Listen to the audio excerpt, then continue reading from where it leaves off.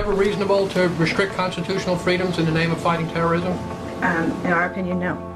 And now the plain truth. As you've seen on our show, the government at times tells you lies. The deception is historic and continuous. The government needs to be exposed because it cannot be trusted to expose itself. We live in exciting and fearful times. Most of you today are not afraid of big crime or big business or big labor. Rather, most of us are most afraid of big government. All right, folks, there is a lot going on right now. Decisions being made that are unprecedented and will have an overreaching impact on what it means to live in the United States of America. Who could want a government that punishes people for speech, that lets its own agents write their own search warrants, that fights wars just to keep the military-industrial complex busy, that debases all you own by printing worthless money and putting it into the stream of commerce, that gives away more than half the tax dollars it collects, and that, despite express provisions in the Constitution to the contrary, permits the president to lock up whoever he wants and to throw away the key. The president saying he can secretly kill Americans and have bags put over our head and have us thrown into black vans to disappear forever. Or look at the TSA and the airports groping people. Look at the drones in our skies. Look at Army checkpoints now, the end of Posse Comitatus. We see the president signing legislation to charge people with felonies if they protest at national security events. You know, people ask, is this martial law? Yes, we've been under a soft form of martial law with secret arrest, warrantless spying, protesters getting beaten up, all of these type of things going on for a long, long time. Now they're telling us torture is good, secret arrest of citizens is good, the government taking over infrastructure is good. They don't deny all this stuff that we warn people about forever being real now. Ron Wyden and Mark Udall of Colorado, two Democratic senators, came out today and said, hey, you know what?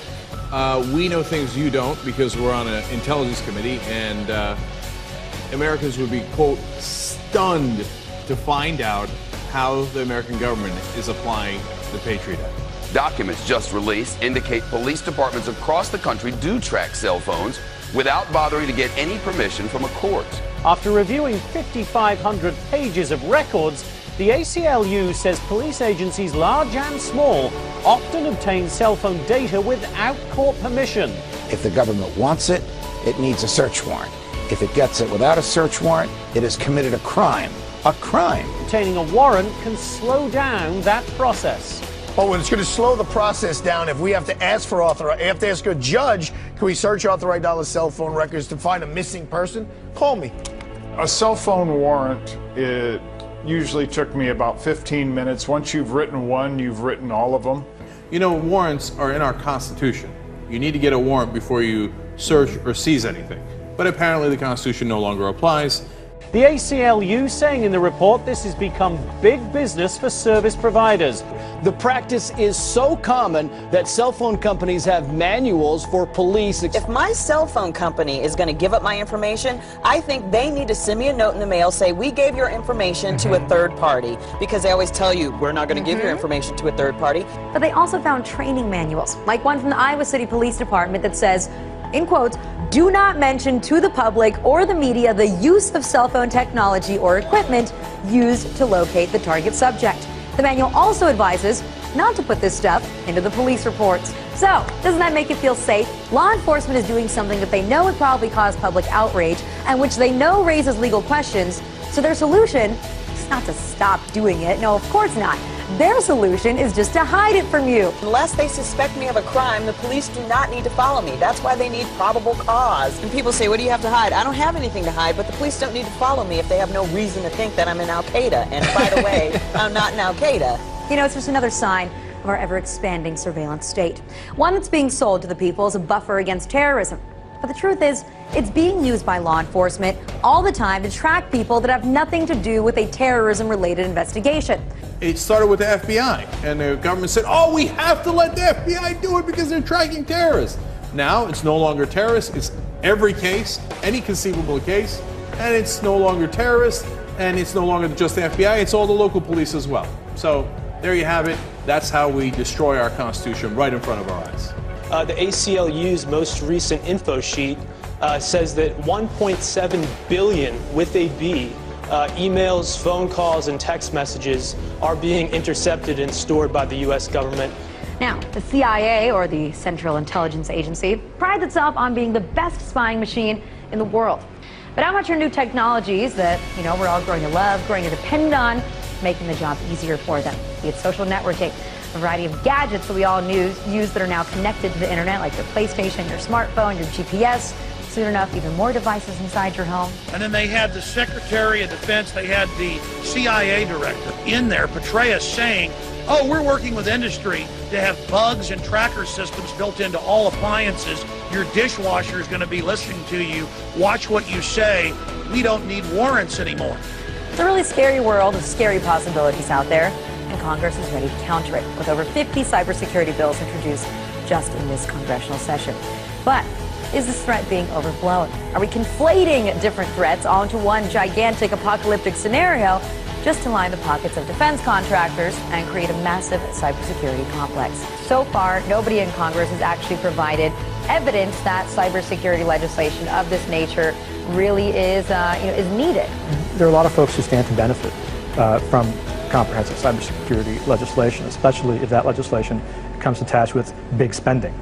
Well, if you thought that SOPA and PIPA were bad, just wait until you hear about cybersecurity legislation working its way through Congress. It's called CISPA, or the Cyber Intelligence Sharing and Protect Act, also known as HR 3523.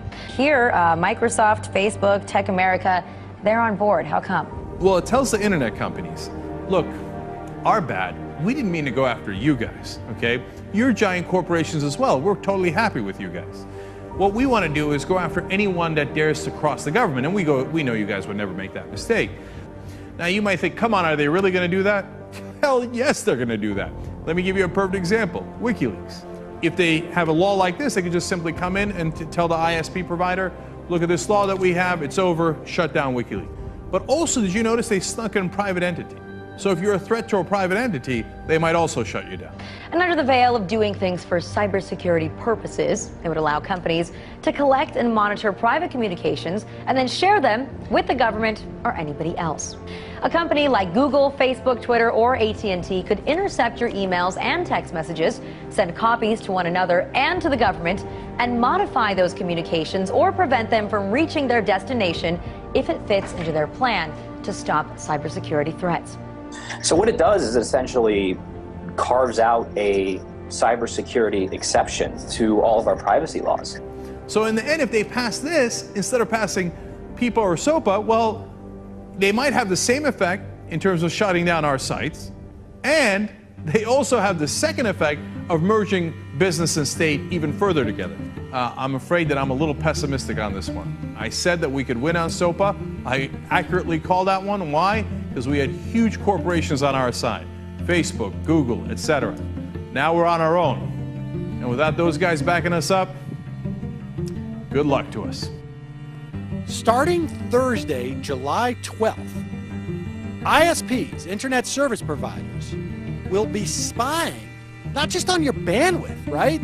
But specifically on what you are downloading.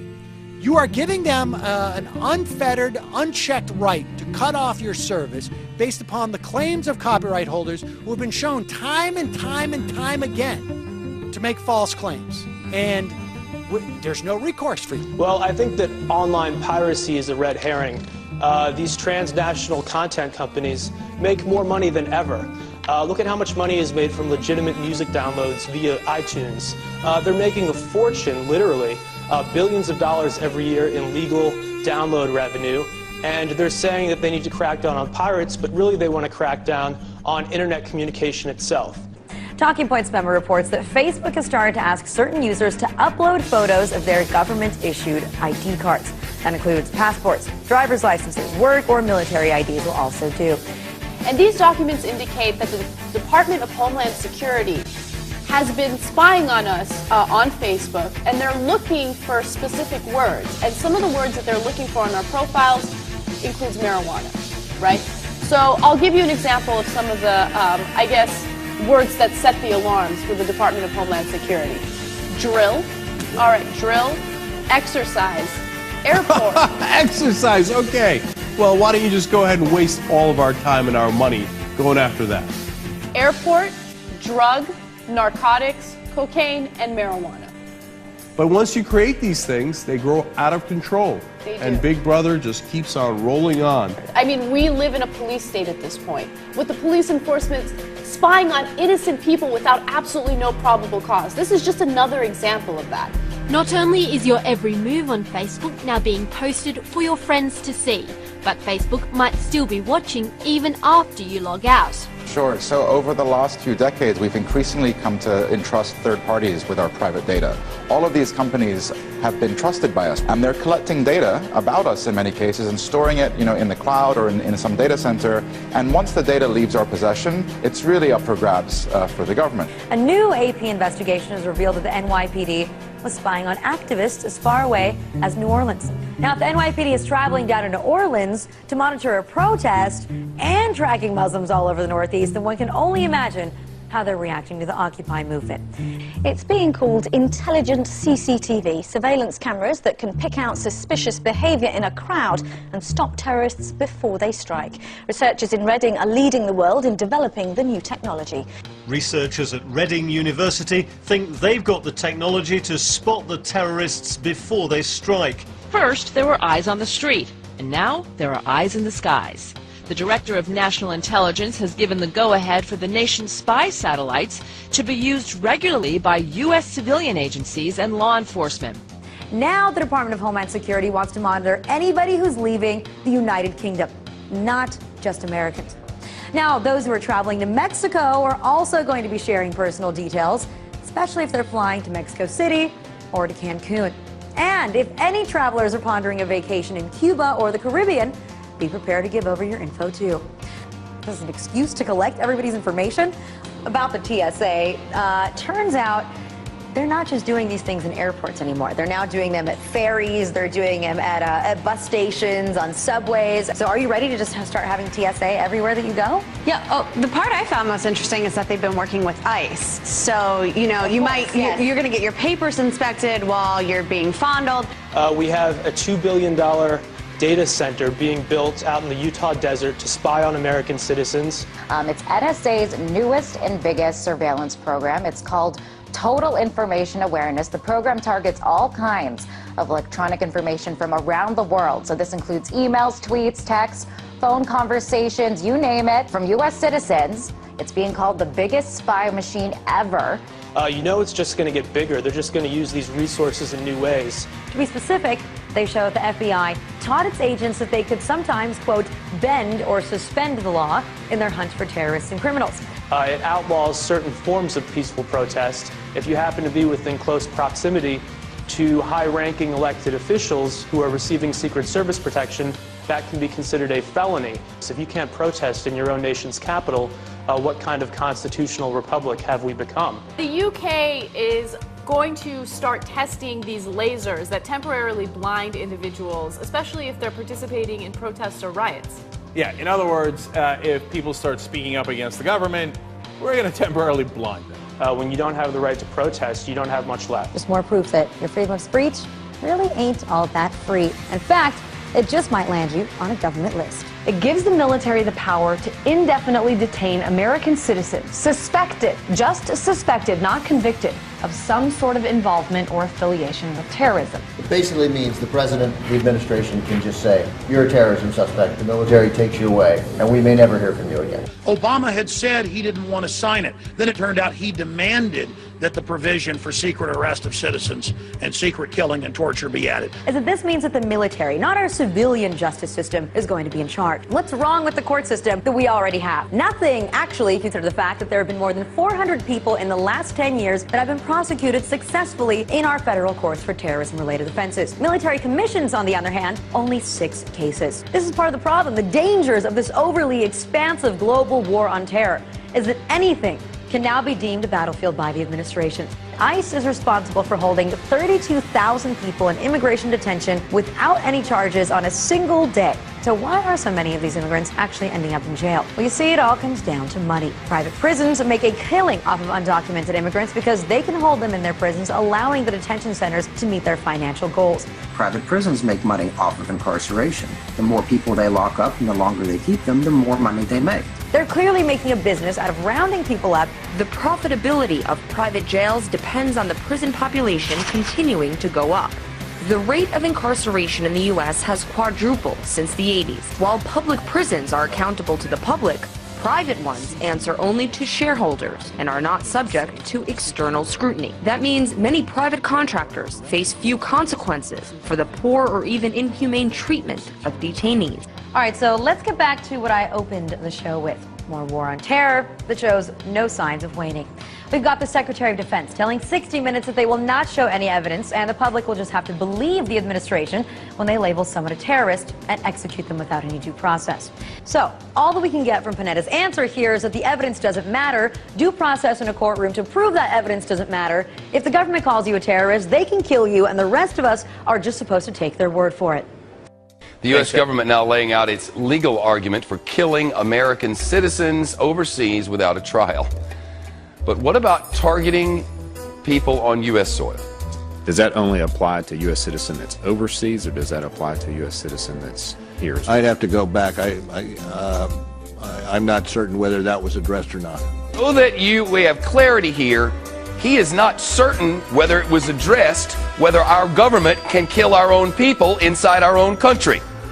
Are you slightly uncomfortable with the idea that the United States president, whoever it may be, can decide that this or that U.S. citizen living abroad is a threat to national security and kill them?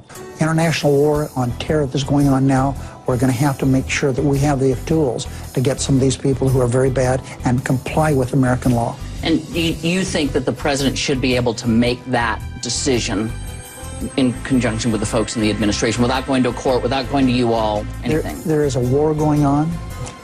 There's no question about that. He's the commander-in-chief, and there's been guidelines set, and if he follows those, I think he should be able to do it. Just so I understand correctly, are you really saying that in certain situations, the president can decide whether it's in the best interests of the nation and then do something illegal? I'm saying that when the president does it, that means it's not illegal. This federal government, this administration says it can kill Americans when they're riding with their children in a car in a desert. That is quite a horrifying reality of how our government functions these days, of how completely out of hand this war on terror has become. So we can kill you anywhere, and we don't have to ask a damn soul about it. So Eric Holder said, okay, you know what, we've been getting a lot of flack for that. I'm going to go to Northwestern, I'm going to clear this thing up. And he did. He gave a speech where he explained that there are no rules. Some have argued that the president is required to get permission from a federal court before taking action against a United States citizen. This is simply not accurate. Due process and judicial process are not one and the same, particularly when it comes to national security. The Constitution guarantees due process. It does not guarantee judicial process. And now a new interpretation of the Constitution where due process is a bunch of guys in the executive branch getting together saying, should we kill somebody? Yeah, let's go ahead and kill him. But the thing that makes it critical here is that the U.S. government unilaterally, without any proof, without any due process at all, is actually pointing the finger and saying, you, my friend, are a terrorist. So the question then becomes, if they get to decide, what makes you question whether or not they can't decide that it's you, or it's me, or it's my neighbor, or my father, or my son? The Constitution says to the contrary. The Constitution says if the government wants your life, or your liberty, or your property, it has to articulate to a jury what law you have violated and prove its case beyond a reasonable doubt to that jury. It's called due process. Without due process, the government could take anything it wanted and kill anybody it wanted. Well, the U.S. Department of Homeland Security, along with the U.S. Immigrations and Customs Enforcement Office, have placed a large and rather interesting order. They've ordered 450 million rounds of ammunition to be made and delivered to them over the next 5 years. All right, so this is interesting because this is not the Pentagon making the order for the military. It's DHS and ICE. And to give you a little perspective here, there are only about 311 million people living in the entire country.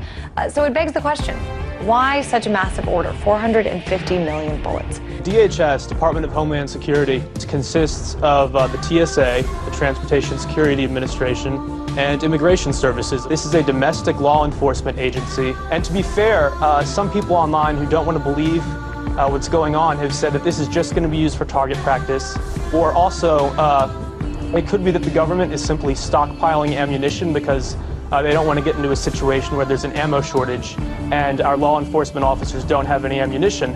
And those are both fair points. But that kind of ammo that they purchased from ATK, hollow point ammunition, as you had explained, it's designed to, tear through human flesh and then expand. It's designed to kill people. This is not the optimal kind of ammo you would buy for target practice. It's more expensive and it's more precise. But even if they're burning through 20 million rounds a month to train their agents, this is still overkill. This is still too much. So best case scenario, this is sort of a waste of taxpayers' money. And worst case scenario is, as you said, they're planning for economic unrest or violent protests or something that requires hollow point ammunition on a wide scale. And they have an open bid right now, DHS, for even more ammunition for 175 million rounds of .223 caliber rifle ammo.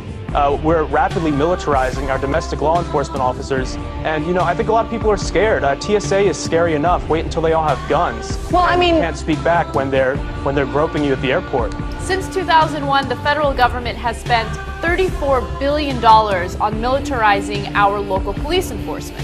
However, several police stations across the country has splurged on some pretty fancy equipment. The Bearcat 3. This is a 9-ton armored vehicle with bullet-resistant windows, gun ports, tear gas dispenser, loudspeaker, and a battering ram on the front bumper. Several departments, including the NYPD, are also using mobile watchtowers, giving cops an eye in the sky. Well, they took it one step further and used a DHS grant to get their own weaponized drone. That's right, this $300,000 Shadowhawk drone made by Vanguard Defense Industries weighs 50 pounds and can be equipped with a beanbag launcher and a taser, giving officers the ability to stop a target from the sky. Does the name Shadowhawk sound familiar? That's because they're the same brand that's used by the military in Afghanistan for counterterrorism operations. So why do cops need a tank or a drone? Well, they don't. But if they can get one, then they figure why not. Call me crazy, but these devices need to be left to the military for war situations, not to use against Americans for domestic purposes. And of course, if you throw the words national security or terrorism in there, everyone acts like it's no big deal. Even though these police departments don't need this equipment, they will still use it, and they'll use it for stupid things. Like, for instance, they'll go to they'll raid a party, for instance, right? No, but this is happening throughout the country, right? And this is a police state. Our police enforcement is militarized, so they'll overreact to stupid situations. And to give all of these agents so much firepower, it really does make you wonder if they know something that the American people do not know about. They're talking about inserting the Army into domestic law enforcement. Senator Lindsey Graham, who supports this bill, says, quote, "The homeland is part of the battlefield, and people can be held without trial, whether an American citizen or not." The government may be preparing for some sort of martial law. We shine the spotlight on an executive order that the White House was hoping that you would never learn about. Now, the president signed the National Defense Resources Preparedness Executive Order. It gives the president the power to control U.S. resources in times of war and peace. Now, this includes, but is not limited to, food and livestock, water, plants, energy, health resources, transportation, and construction materials, and gives the government the ability to, quote, "control the general distribution of any material, including applicable services, in the civilian market." This would give the President of the United States the authority to declare, basically, martial law during times of peace. So it's starting to sound more and more like we're getting closer to martial law by the day. Now, while you say that most Americans say that they don't care, they have nothing to hide, I think those Americans would care, might feel differently if it turns out that what the police were doing is illegal. They're law enforcement, and yet many departments aren't even bothering to get warrants because they can get the technology on their own. And going through the court system, getting a warrant, all that stuff is just so tedious. If you're not breaking the law, if you're not doing anything wrong, then you shouldn't worry what the government is doing. Well, I think the average person out there thinks that this is only being used to pursue radical Islam and these terrorist groups, but they don't need a law like this to go after 150 or 200 people. This is being used on tens of thousands, maybe even hundreds of thousands of Americans, where they just go on these fishing expeditions looking for stuff. And, your viewers out there can say, if I'm not doing anything wrong, I don't have anything to worry about. But we've always been told from a young age in school onward that if you're not doing anything wrong, the government in America does not look through your emails. The government does not look through what you're doing. If it's the bad guys, it's those foreign terrorists, then it's okay. It's not like my government would ever do it to me. But guess what? You're wrong, because your government would totally do that to you, and now they'll be able to by law. Some of the things that make you suspicious of terrorism are having food, having more than 7 days of food, missing fingers on your hand, having ammunition, having weatherproofed ammunition, having several guns at your house. That's right. People who pay for small purchases in cash, like coffee or gum, apparently that's a big red flag. Big time. So you should be careful of those that are overly concerned about their privacy. And that is the exact language in the FBI pamphlet. And attempting to shield your computer screen from other patrons, well, that's a sure sign that you're suspicious. We're talking about someone suspected of activities. All right, so despite the fact that there's no relation to any terrorist activity or investigation, the government has decided that they want to keep all that data that they have about you anyway, because you never know when you're going to need it somewhere down the line. But as much as we all want the country to be safe, want the authorities to be on top of it, are we really willing to have the government consider each and every one of us a terrorist? Because you see, that's essentially what's happening. If you look at the language within the guidelines of the NCTC and what it's meant for, it's supposed to receive intelligence exclusively pertaining to domestic terrorism. Counterterrorism officials are now allowed to keep tabs on anyone for up to 5 years, even if they have no ties to terror. Are you willing to sacrifice your freedom for liberty? We have let Roosevelt's fear of fear itself overtake us. We have listened to the little voice inside that has said, this will be temporary, this will be precise, this too shall pass. We have accepted that the only way to stop the terrorists is to let the government become just a little bit like the terrorists. But the problem is most people don't know, and those who do know don't necessarily care. Goodness gracious, indefinite, preemptive, or endless detention surely doesn't apply to U.S. citizens unless current or future president says so. Don't you worry a bit. And if you somehow think habeas corpus has not been suspended for American citizens, but only for everybody else, ask yourself this. If you are pulled off the street tomorrow and they call you an alien or an undocumented immigrant or an unlawful enemy combatant, exactly how are you going to convince them to give you a court hearing to prove you are not? Do you think this attorney general is going to help you? And I think that if the average person knew about this, they would be quite upset. I think the average person just doesn't know, to be honest. I hope that they do find out about these grotesque abuses of government power and just massive wastes of money. And, you know, we're more than a decade out from 9/11. We've killed Osama bin Laden. We have killed or detained most of his deputies. So the real question becomes, who are we fighting against? This should be a dinner table conversation. Every American should be asking, should we be spending billions of dollars on these things when people are out of work, when our infrastructure is failing, and when other economies like China are, you know, steaming ahead and we're falling behind? Is this really what we should be spending our money on, spying on our own people and buying ammunition to protect government against our own people? It doesn't make sense. I think the Patriot Act should have been allowed to expire, and it's a huge mistake that Obama renewed it. So the fact that they spent hundreds of millions of dollars just to go after 7 people that are in charge of a foreign website. As you said, this has been a very partisan Congress. They can't agree to do anything. And yet, it seems like over the past few months, they've really been hell-bent on taking away Americans' rights. And I don't know why that is. The thing is, you also have to realize that it's all part of the bigger picture. It's all connected. The world around us has been manipulated, coerced in a direction where human life is outweighed by profit. Corporations and bankers now influence the policies, regulations, and even the decisions made by our own governments who have sold us down the river.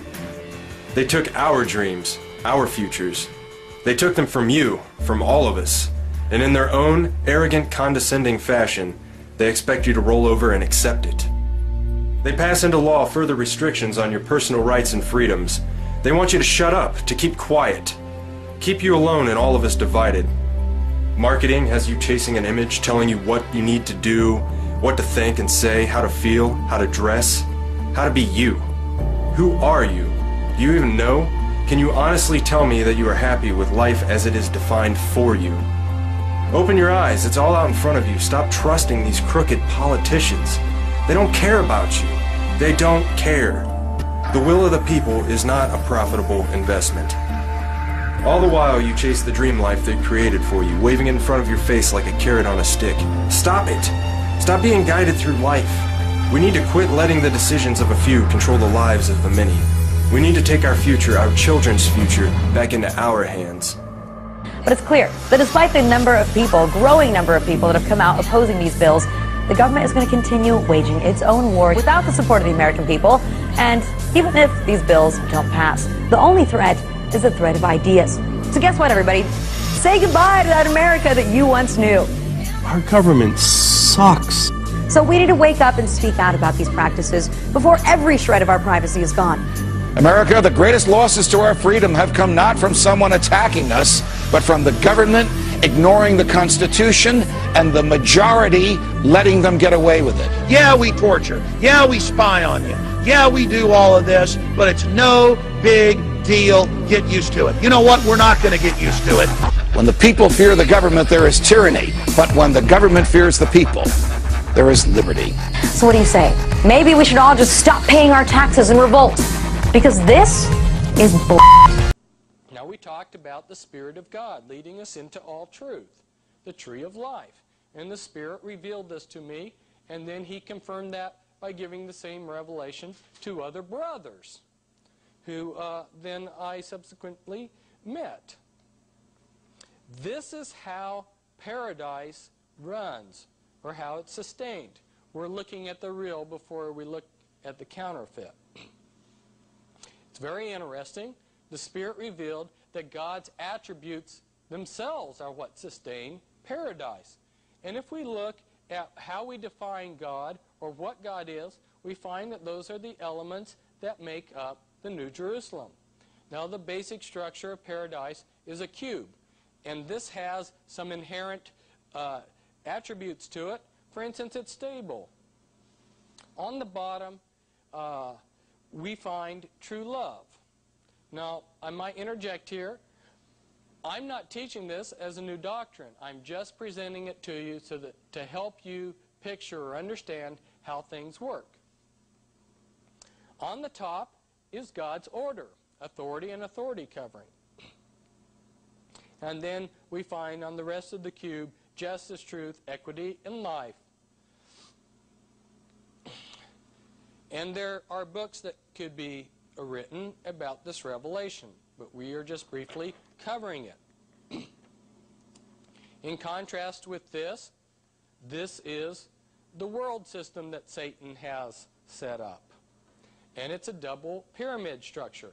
This was again given to me by revelation of God, and again it was confirmed by other brothers who received similar revelation. But what was very interesting was confirmation from an unexpected source. That was Norman Dodd. Norman Dodd was the chief investigator of the Reece Committee in 1953. Congress established the Reece Committee to investigate the un-American activities of the foundations. Norman Dodd had lived and worked around the movers and shakers of the world his entire life. He was a banker, amongst other things. And these movers and shakers, many of them Illuminati, they thought that Norman Dodd was one of them. So they freely talked to him. But at one point, after having rubbed shoulders with them for years, he realized how they were running the world. And he put together this model, and he showed it to Alexander Sachs, one of the most powerful men at that time in the nation. And Alexander Sachs said, I can't stay here in the room and listen to you explain this if you want to be alive. That's how right on it was. There are 6 elements to this world system. Order, represented by the state, wisdom, values, justice, the courts, truth, the church, wealth, the prices, and equity, the market. And I've added to what Norman Dodd had as just wealth, I've added health on there as a function of that. This is a double pyramid. It has some intrinsic things to it too. The base supports the top.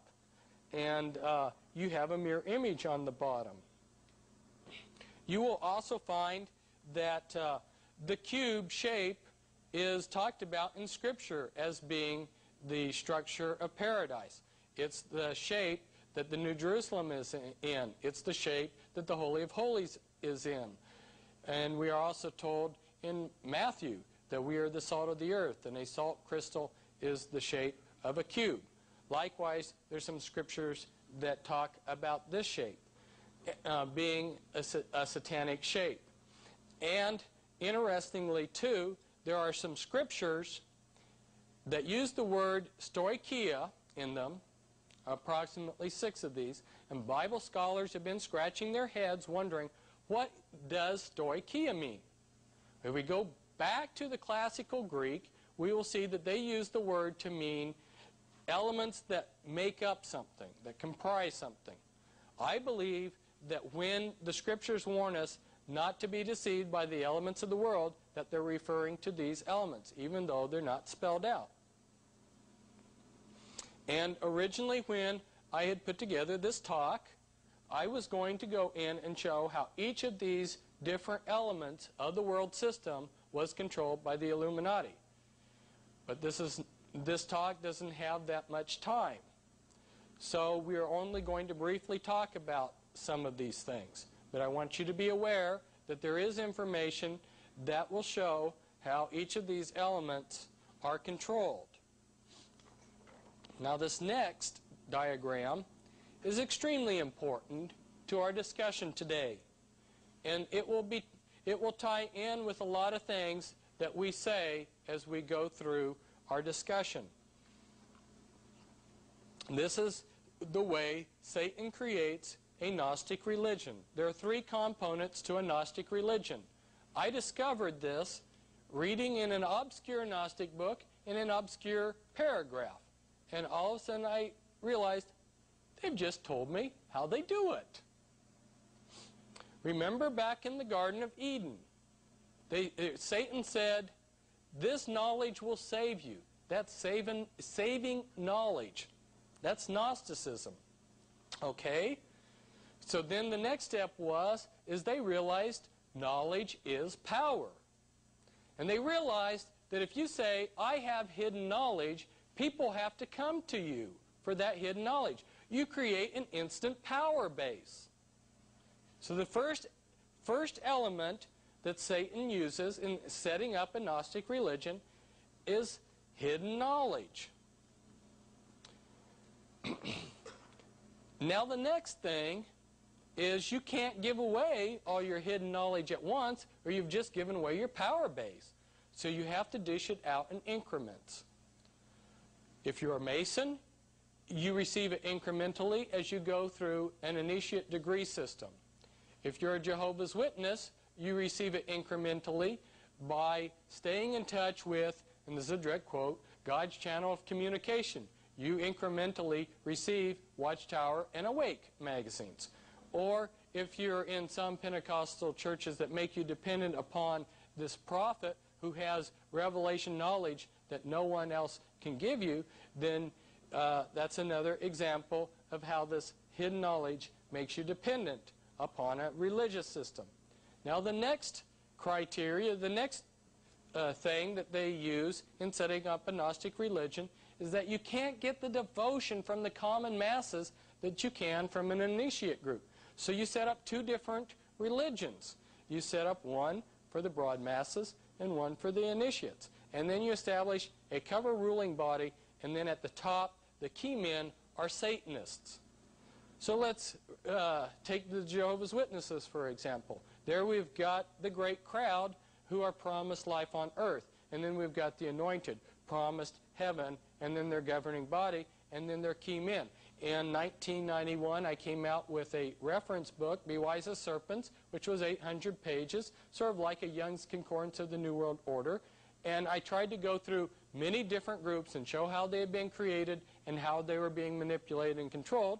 And for instance, with the Jehovah's Witnesses, here up at the top, we've got a man named Nathir Salih. He was an Iraqi Jew and he loves nice expensive jewelry. And the president of the Watchtower Society, the late one, Freddie Franz, recently died, for many years, for many decades, had been on his deathbed. And he was considered to be the leader of the Watchtower Society. Nobody even knew about Nathir Salih, but whenever there needed to be a decision by this man on his deathbed, who died at 99, Nathir Salih would go into his room and come out with the answer. Now another man that was ties in with this is someone who's on the governing body who's a Rhodes Scholar. In fact, Freddie Franz was offered to be a Rhodes Scholar, but turned it down so that he would be in a position to take over the Watchtower Society. Now, if we take this structure with its three components that I've just outlined to you, and we turn it on its side, this pyramid structure on its side, we come up with something that looks like a pie. Now, think about this. Here on the outside, we've got like a Catholic and a Mormon and a Jehovah's Witness. This is the perfect control mechanism. The Catholic out here is fighting the Mormon, is fighting the Jehovah's Witness, is fighting somebody else. None of them ever rebel against the sinner. Very few of them ever realize they're being controlled by the sinner. If they ever do rebel against the sinner, they are stopped by the initiate group, the clergy. For instance, in the Catholic Church, your broad masses would be your laity, and your initiate group would be your clergy, and then your cardinals would be your cover ruling body, and then your key men would be Satanists. Or within your Mormons, you would have your Melchizedek priesthood and your Aaronic priesthood, your Melchizedek priesthood, and then your 70 and whatnot at LDS headquarters, and then your key men there. So some of these of the priesthood that are being a buffer to protect the sinner, some of them are actually going to believe in the religion, and some of them are just going to be in it because that's how they make a living. But at any rate, it's the perfect protection for the sinner. And these people in the sinner all know each other. They are your Illuminati. And Satan knows when you go to a restaurant, you like a variety. So all of these groups are patterned on that pie-shaped thing that I just gave you, that pyramid. And my apologies to Baskin-Robbins, there's more than 31 flavors there.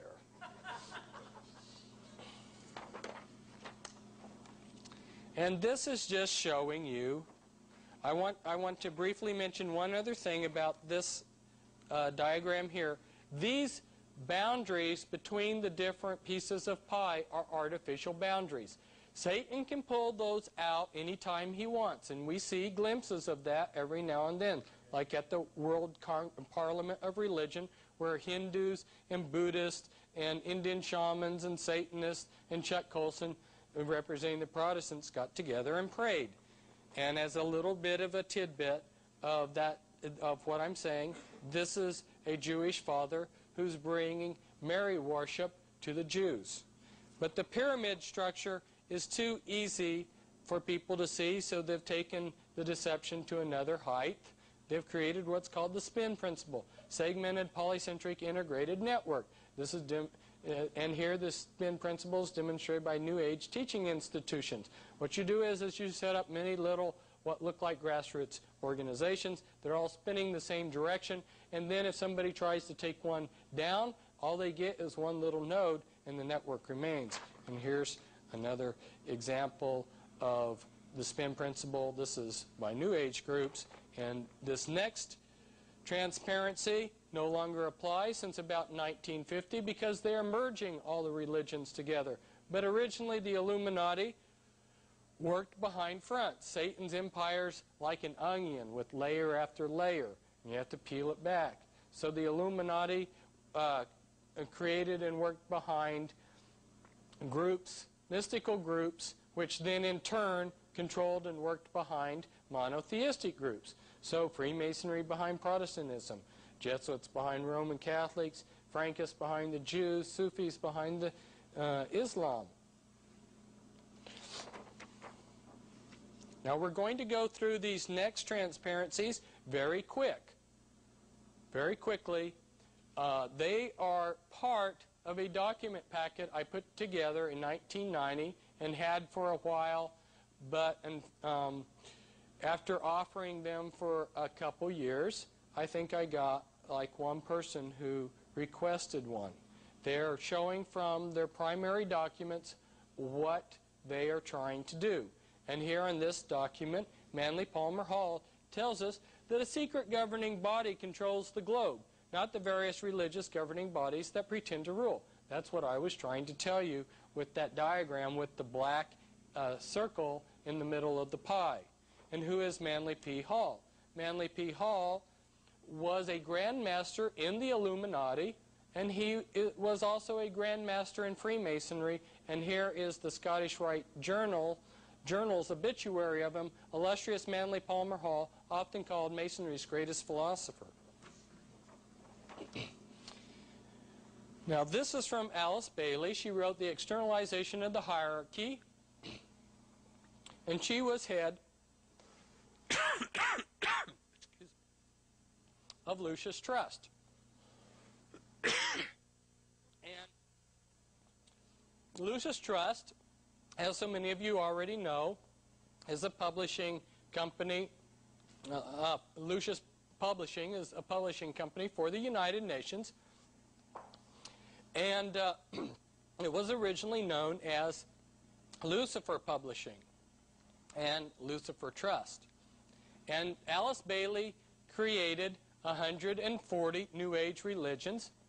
And she worked for the Department of Health, Education, and Welfare in 1957, establishing educational goals that are now being implemented in the United States. For instance, Global 2000. And she writes that Freemasonry will be the universal religion. Other New Age leaders, like Benjamin Creme, also say the same thing, that Freemasonry will be the new universal religion. And she says that between the church and esoteric groups and Freemasonry, there is no disassociation between all of these. This is just simply to show you that the next quotes are coming to you on the basis of the highest Masonic authority. This is Ancient Mystic Oriental Masonry, written by Clymer, a high-ranking Freemason.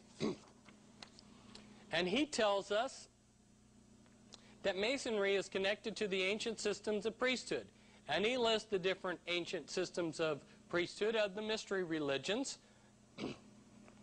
And he tells us that the Celts and the Brahmins and others, Ahura Mazda in Persia, and even the Pharisees, your Levites, Curites, Magi, Brahmins, Druids, they were connected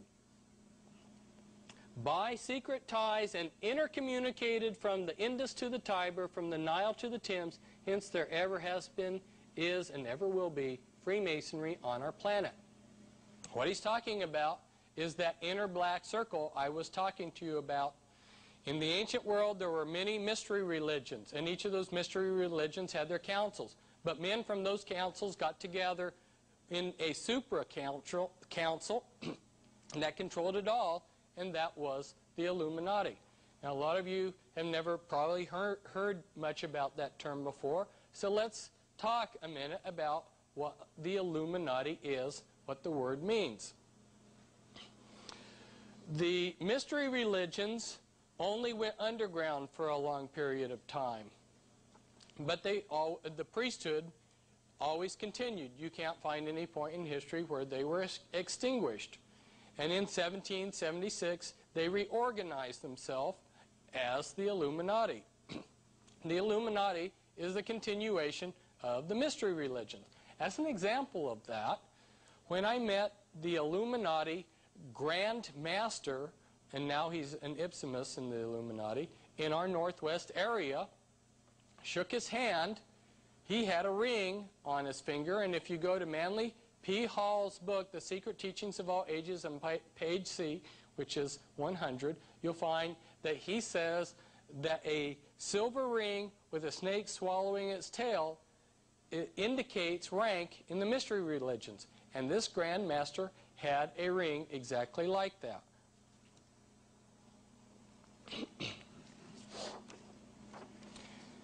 And here is from Clymer's book again, and it says, so broad is the religion of Masonry, and so carefully all sectarian tenets excluded from the system, that the Christian, the Jew, and the Mohammedan, and all their numberless sects and divisions, may and do harmoniously combine in its moral and intellectual work with the Buddhist, the Parsi, the Confucian, and the worshipper of deity under every form. That's also a direct quote from Mackey's Masonic Jurisprudence. So you have two Masonic authorities that are telling you the same thing, that Freemasonry is a universal religion. And here is Clymer again, and he says, Masonry was founded on the ancient wisdom religion, and when founded was not known as Freemasonry. And here is something from Morals and Dogma. When you become a 32nd degree Freemason, they give you Morals and Dogma to read and to carry around. And, and if you read in there, you will find that Albert Pike, who was the head of all Freemasonry in his day and known as the Pope of Freemasonry, says, Masonry is identical with the ancient mysteries. And this is from the Masonic House of the Temple in Washington, D.C., the Scottish Rites House of the Temple. And there's another room in this building, which is a 14 by 25 room with 13 chairs, where the Grand Druid Council of the Illuminati meets. And here's from another Freemason, high-ranking, Foster Bailey, and he says, little as it may be realized by the unthinking Mason who is interested only in the outer aspects of the craftwork, the whole fabric of Masonry may be regarded as an externalization of that inner spiritual group whose members down the ages have been custodians of the plan, and as those to whom has been committed the working out of the will of God for the race of men. They assist at the unfolding of the consciousness of the candidate until the time comes when he can enter into light and in his turn become a light bearer, one of the Illuminati who can assist the lodge on high in bringing humanity to light. So he's telling us here that if you are selected as a Freemason, you may be able to go on and be one of the Illuminati. Here are a few of our presidents who were Freemasons in their Masonic garb. George Washington, Andrew Johnson, and you see William McKinley there, and William Taft and Theodore Roosevelt, and FDR, and Truman, and Ronald Reagan. And here's Alice Bailey again in her externalization of the hierarchy. And she tells us that in place of Christianity, the mystery religions will be restored by the church and Freemasonry. And Manly P. Hall tells us, the genuine esoteric associations always required that disciples prepare themselves for careers of practical service. The student was expected to attain a state of unusual skill or proficiency in some branch of learning. He was then to practice this profession or craft as a means of extending his sphere of constructive influence. He was to teach through example, enriching his chosen vocation with the overtones of enlightened religious philosophy, thus gradually creating a significant zone of influence. He was available for whatever task the keepers of the great plan required. So if you're a member of a group like Freemasonry, they want you to work towards this goal of one world government and the New Age that they call the Great Plan. And Alice Bailey tells us how they're going to do this. She says, by means of the educational work of the world, the great Lord, who she refers to in this book as Lucifer, seeks to reach those of the intelligent public who cannot be reached by means of ceremonial and symbolism as in Masonry, or by religious means and rituals as in the church. It touches the masses and those in whom the intelligent aspects predominate. What she's telling us here is, and we'll read it again in this next one, is the three main channels through which the preparation for the New Age is going on might be regarded as the church, the Masonic fraternity, and the educational field. We're going to get them in the churches to bring in this New Age, but not everybody goes to church. So we'll teach them in the fraternities, but not everybody goes to a Masonic lodge. So then the safety net for it all is education. We're in a period of what is called externalization of the hierarchy. They're taking what was done in secret 100 years ago, and they're externalizing what was done by the hierarchy in secret into society. So that's why when I go down the street and I get a meal at a fast food place, here is a wizard doing magic with Lilith, the owl, and throwing energy balls on my hamburger sack. And then I go down the street, and here's an identical looking wizard and fire and ice, which are important symbols in the occult. and then I go to the next fast food place, and this is their placemat, and it blows me away. How to hypnotize your parents. And then I go on to the library, and they're handing this out as you go through the door, Metaphysics for Our Age. And I look inside the library book, and they have the symbol for the Illuminati, a snake swallowing its tail, and it says Illumino. And then I find out that it's Freemasons running our libraries and our school system. And I go to the laundromat, and here's a lady who's channeling demons, and she's going to teach how to use your spiritual energy, and she's teaching this in the Portland Masonic Temple. And I come home and I think, well, it's safe to read the food section in the paper at least. And here's a witch teaching witchcraft in the food section. Now, I told you that they're going to use education to bring in the externalization of the hierarchy. My wife has taught in a public school, and this public school for the last 15 years has had nothing to do with Christmas. They have an occult ritual winter solstice program during that time period. And in 1991, this was the program that they gave the parents who came to a meeting like this to watch their children put on the play. And they celebrated the return of Lucifer. And inside, this is the program. And the children on stage, some of them had acceptable barcodes on their foreheads, and some of them had unacceptable barcodes on their foreheads.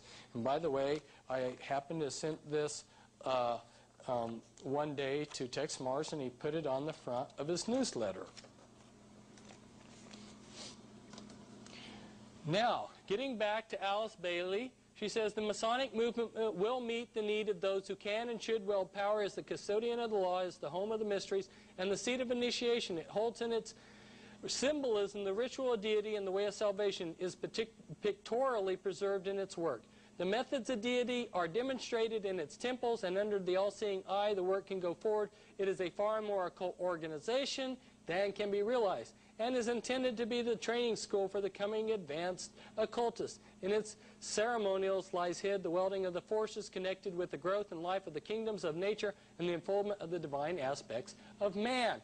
If you're an Illuminati boy, the Illuminati wants you to go through Freemasonry to learn the outer symbols of the mystery religions. But the real hardcore rituals of the mystery religions are reserved for Illuminati rituals, or some of the higher rites of Freemasonry. This is a cover of one of the Scottish Rites magazines. The Supreme Council 33rd Degree, their official magazine, has been known as the New Age magazine for 100 years. They've been promoting the New Age movement for a long time. In the 70s and 80s, Christians were still debating whether there was a New Age movement. And in the inside of this magazine is a page which has a very interesting quote. As stated before, God's plan in America is a non-sectarian plan. Our Constitution is non-sectarian. Our great American public schools, God's chosen schools, are non-sectarian. The great spirit behind the great nation is non-sectarian. Our great American public schools have never taken away from any child the freedom of will, freedom of spirit, or freedom of mind. That is the divine reason that great God, our King, has chosen the great American public schools to pave the way for the new race, the new religion, and the new civilization that is taking place in America. Any mother or father or guardian who is responsible for the taking away of freedom of mind, freedom of will, or freedom of spirit is the lowest criminal on this earth, because they take away from that child the God-given right to become part of God's great plan in America for the dawn of the new age of the world. They're saying, shame on you, Christian parents, for sending your kids to Christian school. You are the lowest criminal on earth. And here is Lucis Trust, just a letter from them indicating that their triangles groups are in 110 countries. This is from another Masonic magazine. It says, Masonry's greatness is not in the antiquity of its beginnings, neither in its conservatism, but rather in the fact that it has always been a leader of thought and action. I repeat, a comprehensive understanding of the history of Masonry leads inevitably to the conclusion that not through conservatism has it most served the world, but rather through its spirit of unrest, its utter abhorrence of unnecessary restraint, its abiding love for liberty, its unconquerable desire to progress away from the old to the new and better conditions. Wherever the conflict has been waged between the old and the new, between a narrow conservatism and real progress, our Masonic brethren have been found on the right side. Witness the members of St. Andrew's Lodge of the Green Dragon who threw the tea into Boston Harbor. I wish I had $1 for every time that I have heard someone talk about the Boston Tea Party being a tax revolt against high taxes. What actually happened? British Parliament drastically slashed taxes. So why would people revolt against that? Well, the people didn't. But the Masons at that time period were smuggling opium into this country in the bottom of ships. They are also smuggling in tea. And when British Parliament drastically cut import taxes, it made their illegal tea uncompetitive with the legal tea. And they were upset that this was going to cut into their profit. So when they were going to have their lodge meeting that night at the Green Dragon Inn, and you might remember that name for later on it might come up, they decided, and if you look in the minutes of their lodge meeting, you will see that they decided to cancel their meeting that night, and they planned to dress up as Indians, and then they went down to Boston Harbor, and there was this poor captain who was at the wrong place at the wrong time, and they dumped millions of dollars of his, however much it was, of his tea right into Boston Harbor. It was a criminal act, and now history has been tweaked a little bit, and we see them as great patriots. This is from a map that I did just showing Masonic lodges during the Revolutionary time period. The Freemasons were the ones who planned and carried out a large share of the American Revolution, and 33 of the 35 signers of the Declaration were Freemasons. There are over 800 fraternal organizations in this nation. Essentially all of them have been started by the Freemasons. Many religious groups and religions have been started by the Freemasons. And if we look at this Scottish Rite Journal page, we see that they say Freemasonry has a world power. And they see this in 1921, when this was written, that there was a struggle between Freemasonry and the Catholic Church. This was one of those many controlled struggles that the Illuminati has given us. Well, it's no longer that situation anymore. In 1993, in one of my newsletters, I listed hundreds of top Vatican officials and their initiation dates and their secret Masonic membership numbers. This is just a small section of the list. And here's the Catholic Church with the Illuminati all-seeing eye in it. Now there are a number of top 13 families. You've got Astor, Bundy, Collins, DuPont, Freeman, Kennedy, Lee, Onassis. Now Reynolds is not one of the top 13, but it's close up there. Rockefeller, Rothschild, Russell, and then you've got your 13th Illuminati bloodline, which is the Merovingian bloodline, which believes that they are descendants of Christ and descendants of Lucifer and the House of David. And you've got the Van Dyne family. So these are your top Illuminati families.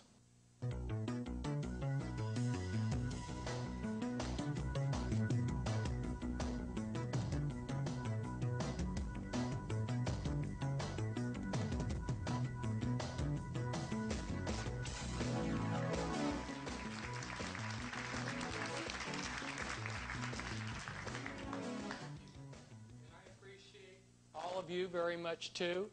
It's very encouraging to me to see so many Americans coming out who love their country and love the truth. We have a lot of good information, and this next part of the talk is going to be some of the most difficult information. Now, our prominent bloodlines of the mystery religions, they keep their power and wealth by dynastic intermarriage. They maintain as low of a profile as possible, and they use fronts for legitimacy. Here's some of the information on the Collins. The Rothschild family, for instance, have their own secret genealogies which go clear back to Nimrod. Now, who is Nimrod? Nimrod was a great warrior, and remember we talked about the power of Gnostic religions, and he realized as a warrior that he could take the power of the state and combine it with the power of Gnostic religion. And you see an example of that Babylonian system during the Middle Ages, where the Catholic Church was married to the state. Not all of us, though, can belong to one of these powerful bloodlines. So they have a game here that we can play, so we can participate in the type of games they play. And it was kind of interesting that this game has cards that represent the different things that you are to control to win the game. And these are a few of the cards of the game, and they are also the type of things that the Illuminati controls. Those of you who want to understand this further can look at it on your own. Now, the United States military has a lot of handbooks. This is a handbook for chaplains. It explains those religious groups that are recognized by the United States military. And in this book are a number of witchcraft organizations, including the Church of Satan. And in this handbook, it explains that within witchcraft there are 3 degrees, which is correct. If we look at this diagram, we'll see the basic structure of the secret Illuminati. Back in 1776, they structured the Illuminati with 13 positions. But around the time of the American Civil War, they restructured it somewhat so that what they created was this first level, your anarchy level here, and then a hierarchy level, and then your special committees and councils. This is very similar to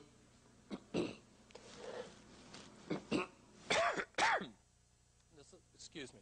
This is very similar to what we saw on our diagram, where you had your remember on your Gnostic religions, where you had your broad mass religions and your initiate group. On the anarchy level, you'll find thousands of different witchcraft groups that each have their own rituals and their own beliefs, and they look disassociated and unorganized and unrelated. But then, if you are selected to go beyond that, you will enter the hierarchy level, and as a little girl, for instance, you would be part of Sisters of Light, and then as a teenager you would be inducted into the Mothers of Darkness, and then you would progress to the Grandmother level. And they have many special committees and councils. For instance, your Council of 3, 5, 7, 11, 13, your Grand Druid Council, your Committee of 300, your Committee of 500. Over here, you see represented again that same 3-tiered pattern that I was talking about, and this is the Satanic Brotherhood, which is organized in hubs. The Satanic Brotherhood and Illuminati are like this. They're essentially one organization. Except the Illuminati is technically Gnostic dualism. They believe that your good deeds must balance your bad deeds.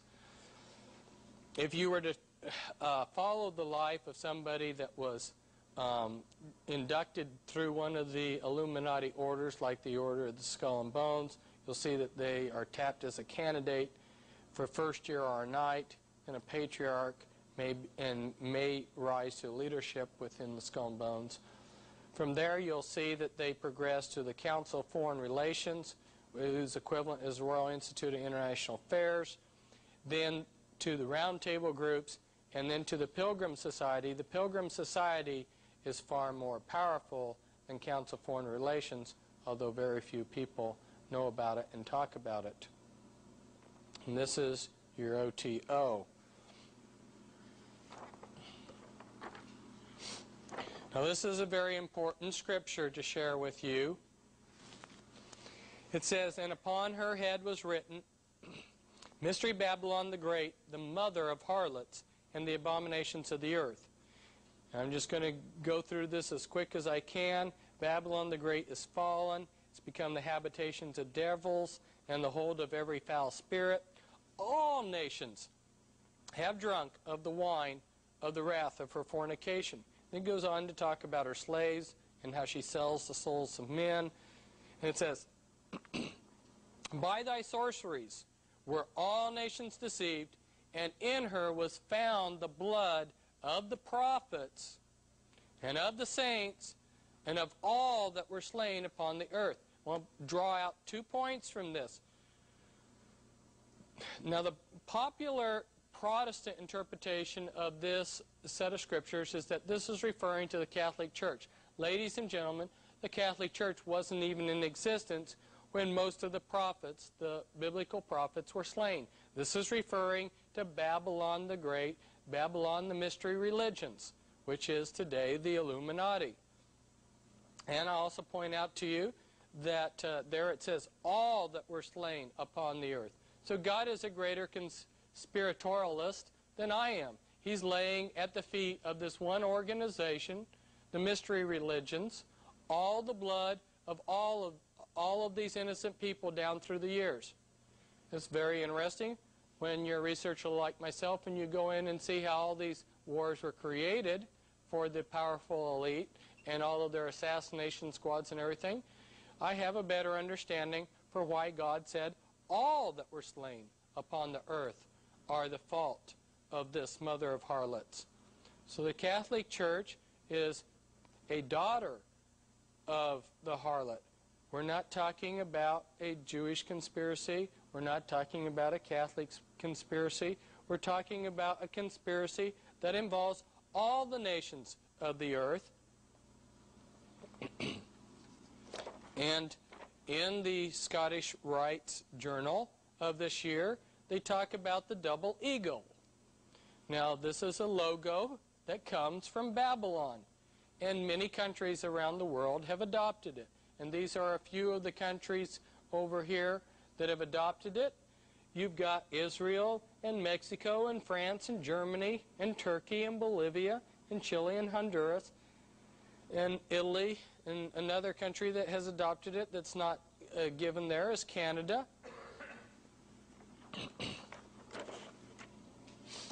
And this real quickly, I'm going to go through the next a few pieces of documentation very quickly. Try to hold it here for just a few seconds so that they can zero in on it. But it's telling us, this comes from the Talmud, that the Talmud comes from Babylon. And this, from the Jewish Encyclopedia, is telling us how the Pharisees learned their beliefs from Babylon. What happened is that during the captivity, the mystery religions created a branch of themselves, the Pharisees. And in this next item, which comes from the Jewish Encyclopedia, it teaches us that the Pharisees, which was a branch of the mystery religions, then took over the life of the Jewish people, and it says Phariseeism shaped the character of Judaism and the life and thought of the Jew for all the future. They're known as rabbis.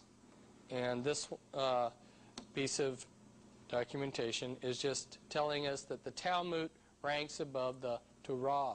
What's the Torah? First few books of the Bible, and this is very similar to what's happened in the Catholic system, where the Pope's traditions have become more important than the Bible itself. And this article was written for to be sent out around the world. It was the Jewish Post International Edition. And this is an article by a rabbi, and I won't read it due to time, but he says that if you were born Jewish, you are divine. And this is from another recent Jewish magazine. It's advertising amulets of protection for one's home or office. Now, back in Frankfurt, Germany, there was a family named Bauer, and they had this hexagram amulet on a red sign to protect their house, and they were named after this sign. In German, this red sign, Rothschild, was given to the family, and that's how the Rothschilds were named. When I went in and looked at what was going on, I found that surprisingly there was just as strong a Scottish contingency in the Illuminati as your Jewish contingency, and I don't have time to go through all the names here on this clan map of Scotland, but you'll see the Kennedys, which is a top 13 Illuminati bloodline. You'll find the Stewarts, who are good friends with the Rockefellers. You'll find the Morgans up here, for instance. Who hasn't heard of Morgan Guarantee? And here are the Sinclairs. They were given a hereditary leadership of Freemasonry and are members of the top 13, the top 13th Illuminati bloodline, the Merovingian Holy Bloodline. Throughout the world, Satan's empire is built on Gnostic knowledge. Okay? Gnostic knowledge, this hidden knowledge.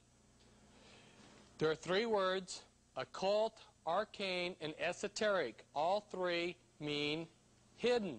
That is the type of knowledge that these groups claim to have, because it gives them an instant power base. And this is the key to seeing Satan's worship around the world. These are 5 interlocked concepts. This is the key, and I won't go into it in detail, but now you know that there is a key to unlock, to see that hidden underneath all these different religious worships around the world is satanic worship.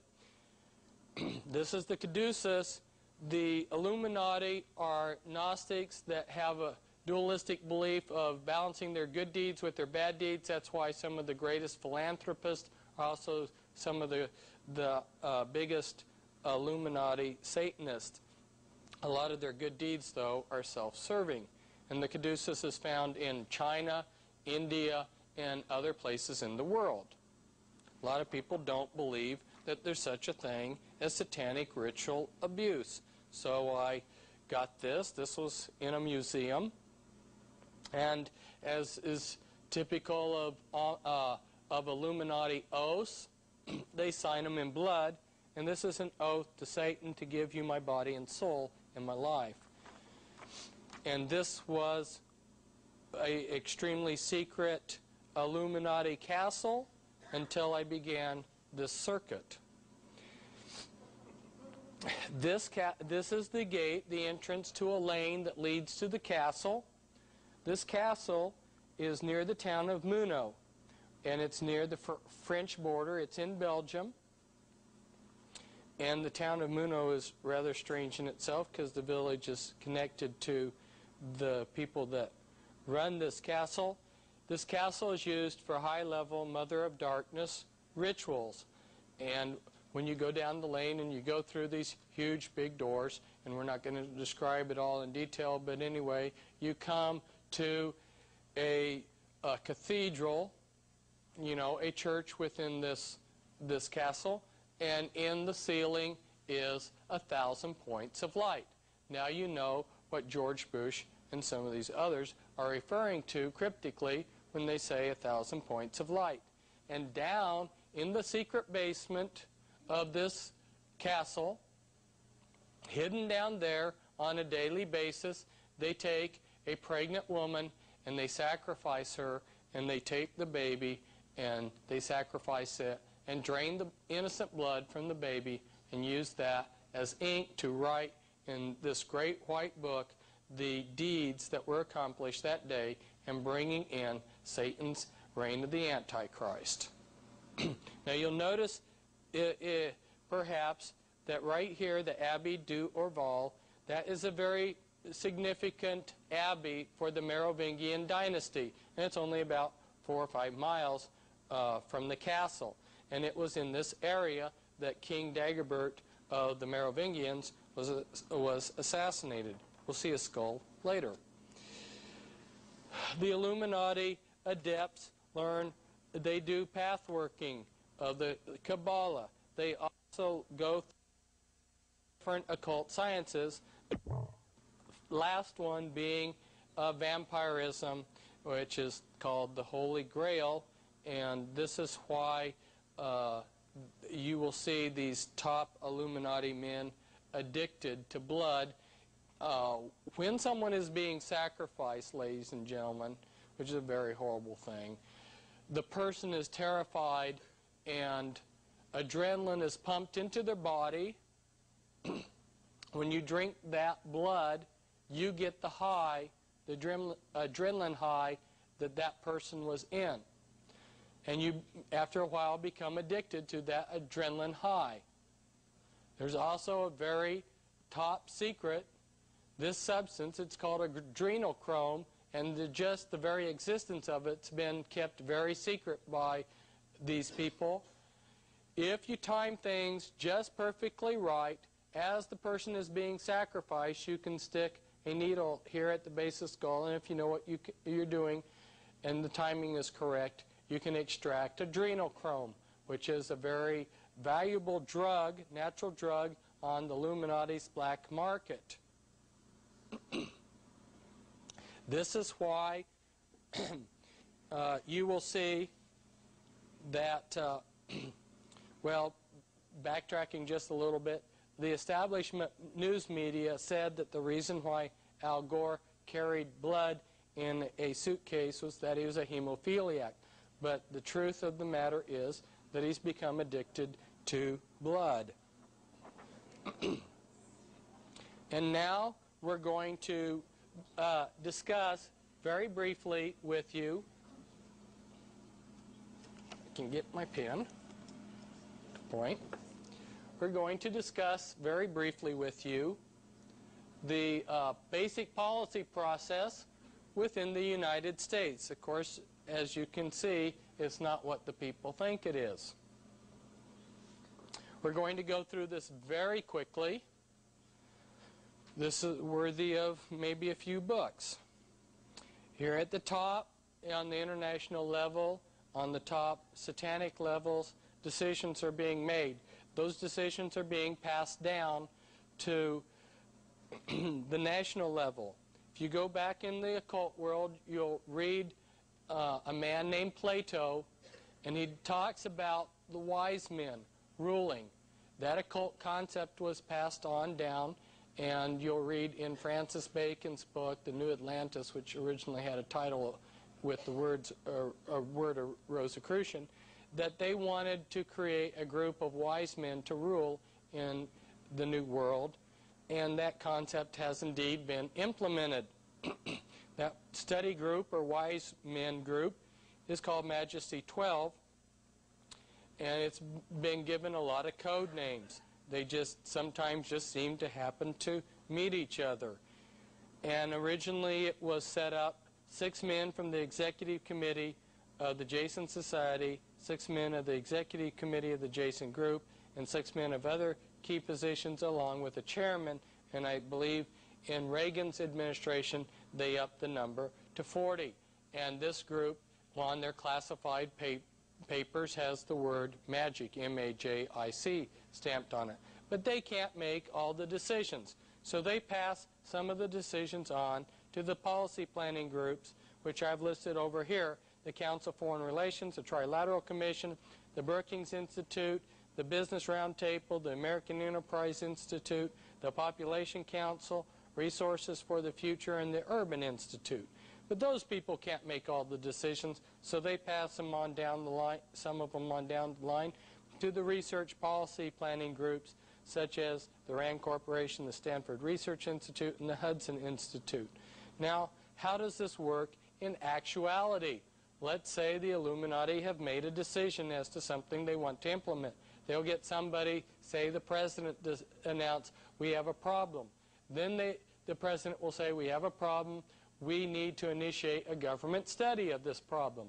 And then they will pour millions of dollars into a government study, and maybe after 10 years come up with a large number of findings that are printed in these thick books that even researchers like myself don't wade through. And the bottom line is the decision that they had decided upon long ago.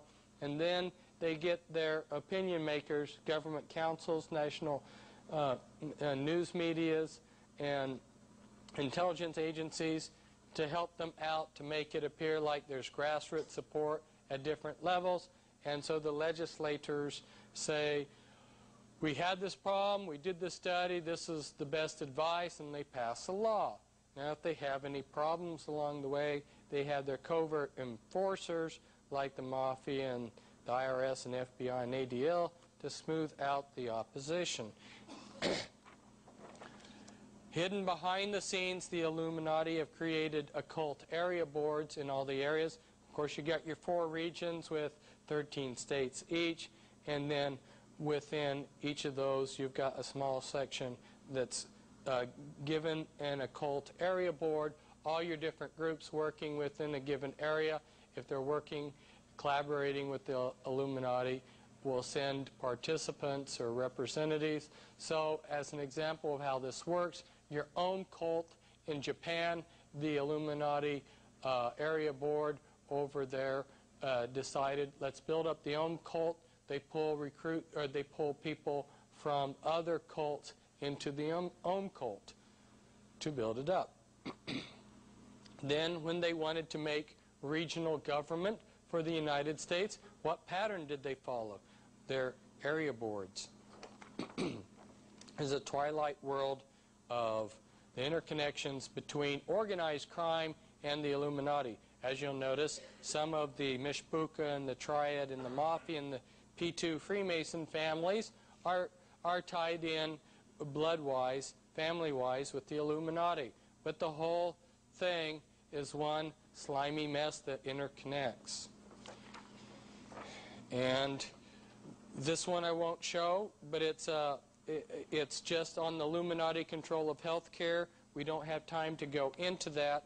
I'll let you glance at this next one here for a minute.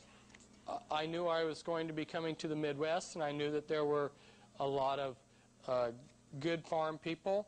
And I have a monograph that explains this particular transparency in case you want more information.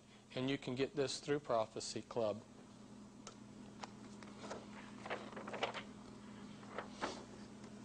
This is Illuminati and mob control of Hollywood. And of course, you'll notice that very important part of that was Music Corporation of America, who got sweetheart deals from these groups here. Go through and look at who's in charge of things. You'll find lots of Illuminati names. And this is Federal Reserve, and you'll notice very nice nice. That's not a nice word to use here. But at any rate, you'll notice Illuminati names: Rockefeller, Russell, Peabody, Reynolds, Warburg, Pine, Morgan as original stockholders of the Federal Reserve. It's time to wake up. First, you've got to get mad. You've got to say, I'm a human being. God damn it. My life has value.